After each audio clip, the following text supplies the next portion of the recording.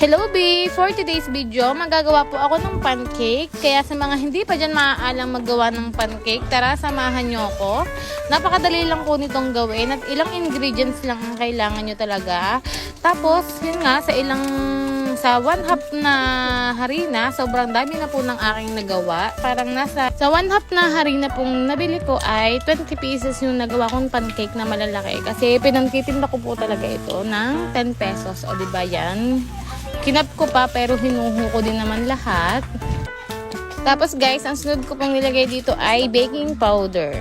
Yan, tansya-tansya lang din po ako ng paglalagay ng baking powder kasi kahit kaunti lang naman yung ilagay mo dyan ay sobrang umaalsa na.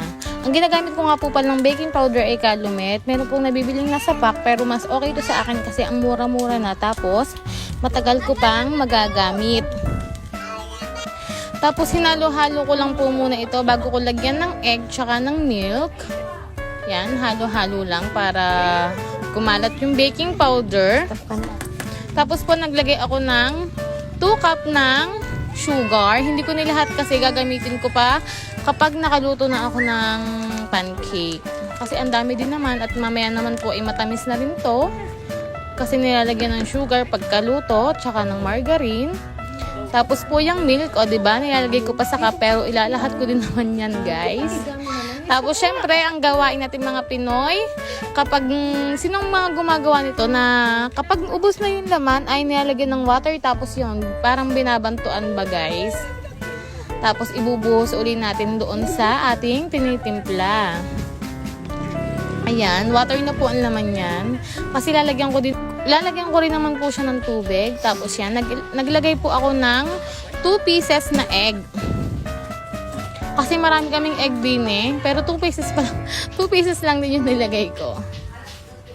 Tapos guys, haluin lang po natin yan. Yan, haluin lang natin ang ating mixture. Wow, English. Haluin na lang natin yan. Tapos dadagdagan ko po siya ng water.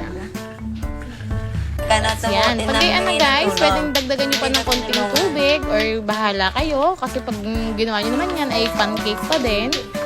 Okay na. Tapos ito po, yan, nagluto na ako. Paki-comment naman kung saan umabot itong video ko, kung taga-saan kayo, para alam ko kung nakalayo ba ang aking video. Yun lang guys. Ito na po ang ating finished product. Wait lang. Yan na.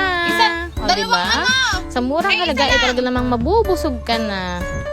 Bye-bye!